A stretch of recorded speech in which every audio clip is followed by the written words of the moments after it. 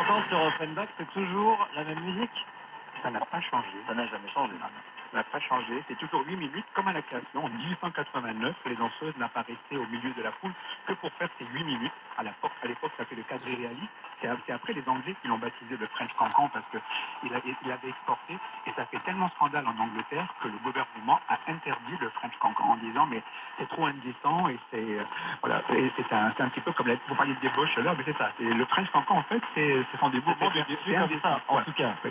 Et du coup, c'est revenu en France en disant si c'est interdit en Angleterre, c'est sûrement génial. Qu'est-ce qu'on peut interdire? Ils ont pris le French Cancan et l'ont remis à la mode. C'est comme ça que le Moulin Rouge, quand il s'est ouvert, on a mis en valeur le French Cancan. Et Paris, donc symbole évidemment de liberté aussi à cette époque-là. Vous avez vu le public évoluer dans la salle depuis 40 ans?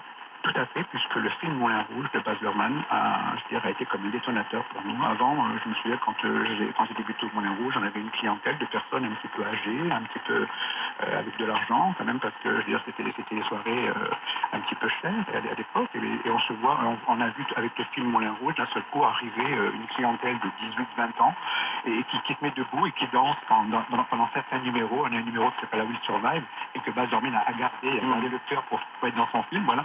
Et donc, les gens se lèvent et le patron disait mais non, on est au Moulin Rouge, il faut garder attention, allez leur dire de s'asseoir. On a dit mais d'un seul coup le Moulin Rouge a pris une image plus contemporaine et plus absolument. On a dit mais c'est la clientèle de demain, laissez-les danser, c'est plus rock.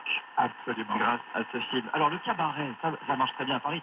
600 000 spectateurs par an au Moulin Rouge. On peut citer aussi évidemment le Lido, le Paradis Latin, le Crazy Horse qui marche également très très bien. Et ça fonctionne aussi très très bien en région. Et on est en ligne ce soir avec Pierre Meyer. Bonsoir.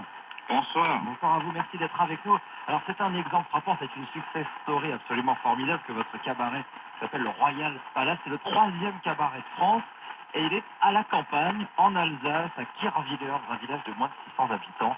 Incroyable histoire. C'est vous qui l'avez créé de toutes pièces, ce cabaret. Presque 40 ans. Oui, j'ai repris le dancing de mes parents en 1980. Donc, j'ai commencé à faire des repas dansants et un tout petit spectacle. Et ce spectacle, il a grandi d'année en année. Et voilà, aujourd'hui, on a 40 artistes sur scène et puis 200 000 spectateurs. C'est formidable. 200 000 spectateurs chaque année avec la revue qui est à l'affiche chez vous en ce moment, c'est Tempo. Tempo, oui.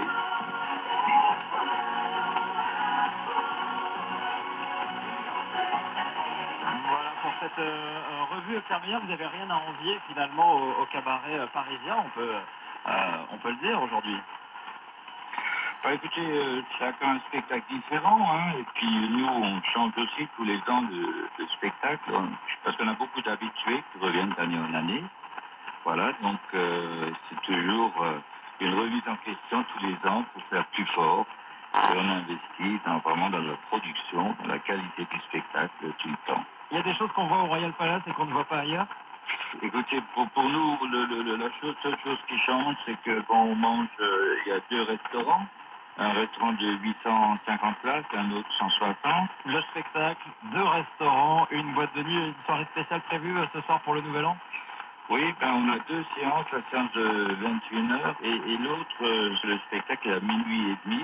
Et après, reviennent dans les restaurants pour continuer à danser jusqu'à l'aube. Voilà, jusqu'à l'aube, évidemment, pour ce Nouvel An. Thierry Autriat, vous êtes déjà allé au Royal Palace en Alsace? Plusieurs fois, on les accueillit merveilleusement et Pierre et Cathy Meyer sont des hôtes parfaits. On mange une cuisine délicieuse et en plus le spectacle est toujours de grande qualité. Vous disiez quelle différence avec les cabarets en France, à Paris. Et en fait, Pierre Meyer, au Royal Palace, a plus d'attractions qu'au Moulin Rouge. Au Moulin Rouge, on a 3 attractions chaque soir qui interviennent entre les ballets. Quand on va à Kerviller, on voit vraiment les meilleurs numéros parce qu'il fait le tour du monde pour sélectionner ces numéros artistiques et c'est vraiment de grands numéros. Donc je t'embrasse en cette fin d'année. Bonne année Pierre, bonne année Cathy, bonne année à tous. Merci beaucoup. Et vous n'êtes pas le seul Pierre Meyer parce qu'il y a aussi d'autres histoires à travers la France. Le cabaret marche encore très très bien, il y a cette tradition qui est ancrée. Et on continue d'attirer des artistes du monde entier un peu partout. Oui, absolument. Il y a plus de 200 cabarets maintenant en France. Donc nous sommes très contents. Et c'est bien parce que ce qui se passe souvent, c'est quand les gens vont en province voir des spectacles, ils sont toujours attirés après de dire tiens, on va aller à Paris pour voir les plus grands cabarets. Disons, les plus grands cabarets, on parle au niveau des spectacles, puisqu'on a 80 personnes sur scène et que ce sont des gros budgets aussi. Voilà, donc les gens sont tentés de venir s'émerveiller aussi à Paris. Merci beaucoup Thierry Autriat d'être venu Ce soir, je rappelle que c'est le directeur de la scène du Moulin Rouge qui fête donc ses 130 ans cette année. Merci aussi à Pierre Meyer qui était en ligne avec nous depuis le Royal Palace à Kirchwiller en Alsace. Je souhaite un très bon réveillon à tous les deux et une très belle année 2020. Merci, bonne année à vous. Merci. Et votre grand journal du soir poursuit jusqu'à 20h30 sur Europe 1. La musique et la culture vont continuer ce soir, mais à partir de 20h30 avec Émilie Mazoyer du live. Comme chaque soir, il y aura du Paul McCartney et du Jean-Jacques Goldman tout à l'heure à 20h30. Mais on reste ensemble d'abord pour une édition spéciale. On suit les vœux d'Emmanuel Macron dans quelques secondes. J'ai rendu ses courriers, soi-disant demain. Elle m'a pas demandé depuis combien de temps j'étais célibataire, mais si je voulais faire un tour en moto, et elle a bien fait. Vous aussi, essayez Disons demain, le site de rencontre pour célibataires de plus de 50 ans. Déjà 1 million d'inscrits. Édition spéciale de votre grand journal du soir jusqu'à 20h30 sur Europe 1 pour suivre en direct les vœux du président de la République, Sébastien. Oui, sa parole s'est faite rare ces dernières semaines. C'est dire si elle est attendue ce soir. Emmanuel Macron dans 30 secondes maintenant pour ses vœux en direct. Aurélie Herbemont du service politique est avec nous. Bonsoir Aurélie. Bonsoir. Qu'est-ce qu'on va surveiller dans cette intervention ce soir? Eh bien, on va surveiller évidemment ce qu'il va pouvoir dire sur la réforme des retraites. C'est ça qui sera le plus attendu, avec un exercice d'équilibriste pour Emmanuel Macron, puisqu'il va parler de la réforme, mais en même temps, pas rentrer dans le détail de cette réforme. Et je pense que ça va être bientôt l'heure de l'écouter. Oui, il est 20h. Et on va écouter les vœux du président de la République en direct sur Europe 1. Les premières réactions ensuite en direct jusqu'à 20h30.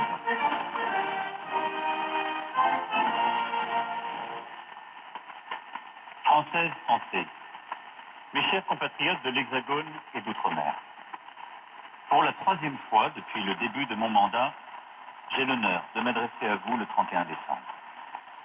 En ce moment de fête de fin d'année, où pour la plupart, vous êtes réunis en famille ou avec vos proches, je veux d'abord avoir une pensée chaleureuse pour celles et ceux qui sont malades ou qui sont seuls. Je tiens à saluer nos compatriotes qui, ce soir encore, sont à la tâche. Nos militaires, nos gendarmes, nos policiers, nos sapeurs-pompiers, nos personnels soignants, fonctionnaires comme salariés du secteur privé ou associatif, veillent sur nous, ce soir encore, afin que nous puissions vivre ces quelques heures dans la tranquillité. Nous en avons tous besoin. Car durant l'année qui vient de s'écouler, nous avons vécu des moments d'épreuve. La mort de nos soldats dans la lutte contre le terrorisme, l'assassinat de nos policiers à la préfecture de police de Paris, les violences qui ont bousculé la vie de notre pays, les catastrophes naturelles ayant touché la France en Hexagone comme Outre-mer. Des moments d'émotion aussi, la disparition du président Chirac ou l'incendie qui a embrasé Notre-Dame. Avec le grand débat national, face aux colères exprimées par le mouvement des Gilets jaunes, nous avons su instaurer un dialogue respectueux et républicain, sans précédent dans une démocratie, et prendre des décisions marquantes. En même temps, nous avons commencé à percevoir dans le concret de nos vies les premiers résultats de l'effort de transformation engagé depuis 2 ans et demi. Plus de 500 000 emplois ont été créés depuis mai 2017 et bénéficient souvent à des personnes éloignées du monde du travail depuis longtemps. Des créations d'entreprises toujours plus nombreuses, des investissements internationaux dans notre économie supérieurs à ceux qu'enregistrent nos voisins, des usines qui rouvrent et permettent à des territoires en difficulté de renouer avec l'espoir. La France n'avait pas connu un tel élan depuis des années. Tout cela, nous l'avons fait ensemble.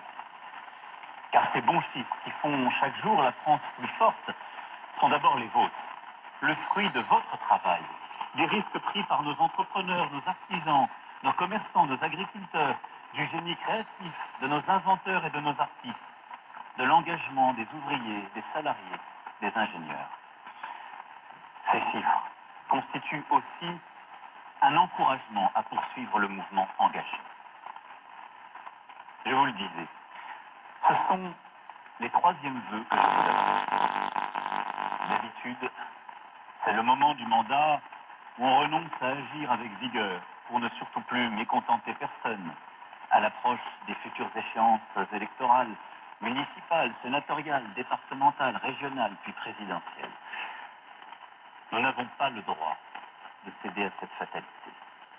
C'est l'inverse qui doit se produire.